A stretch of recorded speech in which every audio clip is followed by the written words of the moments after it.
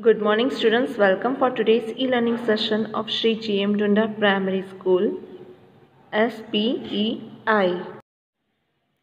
Standard 7th, and the subject of the day is Social Science.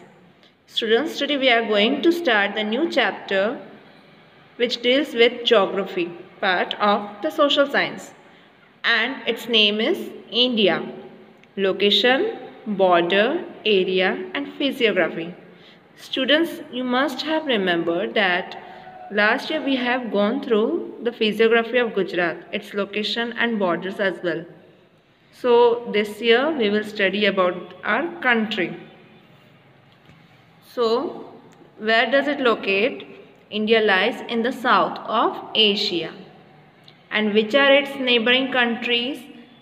See, it shares its border with Myanmar and Bangladesh in the east, Pakistan in the west, whereas China, Nepal and Bhutan lies to the north of India and Sri Lanka to the south. So, area.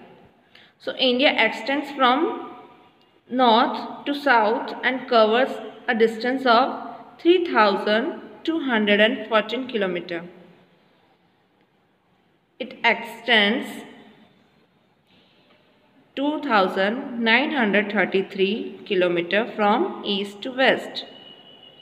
The land area of India is approximately 32,87,263 square km. Hence, India is considered as the 7th largest country in the world in terms of the land area. It has 29 states and 7 union territories as per your textbook. But currently there are 28 states and 8 union territories, including Delhi, the capital of India. Now let's move towards the physiography of India. So the landform of India is not uniform everywhere. It's not the same. It differs on the basis of variations in the landforms, and it is divided into northern mountain range, plains of North India, central and Deccan plateaus of India, coastal plains, islands and Indian deserts. Now let's move towards the northern mountain range.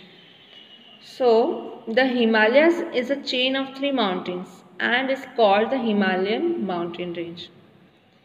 It is the highest mountain range in the world.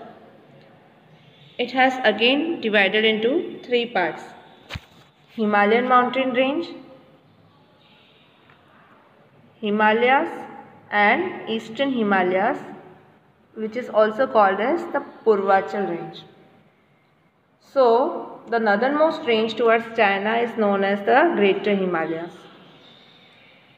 The central Himalayas lie in the center and the range towards India is called the Shivalik range. Okay students, now Mount Godwin, Austin Peak of India, is 8,611 meters high. It lies in the Karakoram range. Mount Everest, that is 8,848 meters, is the highest peak in the world, which is located in the Himalayan range in Nepal, as you can see here in the figure. Then Kanchenjunga, which is 8,518 meters, Nanda Devi and Badrinath are the high peaks located in the mountainous region of the Himalayas. The eastern part of the Himalayas is the mountainous Patkoi and Lushai hills from parts of the eastern Himalayas, whereas Garo, Khasi, Janchia and Naga hills form the parts of southern Himalayas from the east-west direction. Then comes the plains of North India. So students, the plains to the south of the northern mountain range are formed by alluvium, which are brought by the Himalayan and peninsular rivers. They cover the vast area of northern India. That is why they are known as the plains of northern India. So students, as you can see here in the figure, the plains made by the rivers are so vast that it is one of the largest plains in the world, formed by the rivers. Due to the vastness of these plains, it is one of the most prosperous and populated areas of India. Okay students, because the life on the plains are very much easier, so it is highly populated. Let's move ahead. So, Central and Deccan Plateaus of India. So, these plateaus lie to the south of the plains of North India. They are spread like a triangle, surrounded by water bodies, as you can see here in the figure. So, it is called a peninsula. It is the oldest landmass made of rocks. The rift valleys of the Narmada and the Son rivers are located in this plateau. So, you can see here Narmada river. So, this plateau is further divided into two parts, Malwa plateau and to the north and Deccan plateau to the south. The soil in this plateau is not very fertile, but because it is black, this area yields a variety of crops and is also a treasure house of many minerals. So students, I hope that you are understanding well. Now let's move towards the coastal plains. So coastal plains has been divided into two parts, eastern coastal plain and western coastal plain.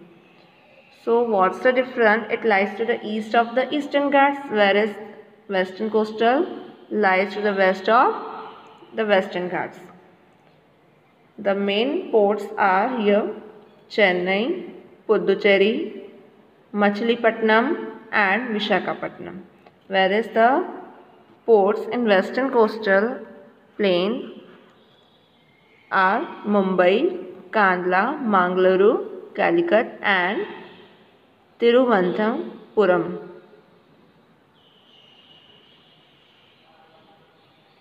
Then the islands, which are also called as archipelagos.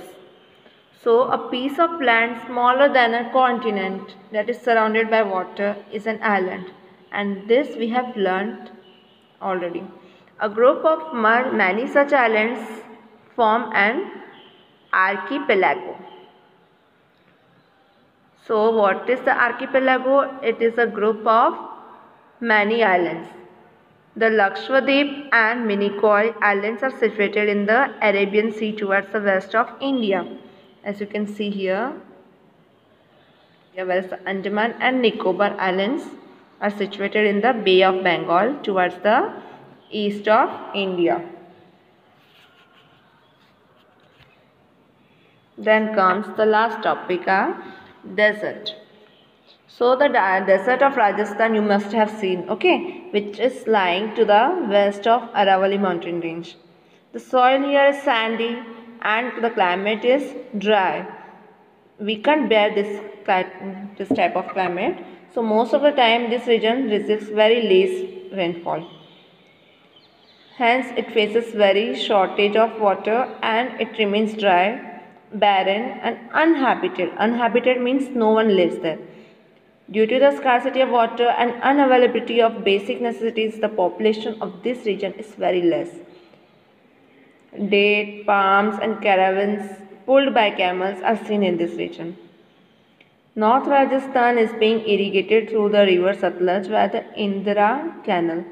The canal has succeeded in turning the area fertile and favorable for agricultural growth. The kind of desert in the Rann of Kutch differs from the desert of Rajasthan desert. The Kutch desert is divided into two parts, Big Rann and the Small Rann. The soil of Rann of Kutch is highly saline. It appears as if the desert soil is covered with a white sheet. This is the only desert of its kind in the world. And students, we have already learnt about the Run of Kutch last year in the chapter of Gujarat.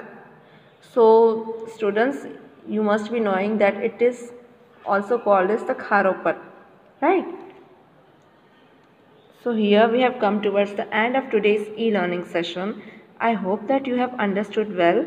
For your detailed understanding in Hindi language, we have enclosed a link in the PDF file. Just go through it and then complete your writing work and start learning. So students, take care. Bye-bye.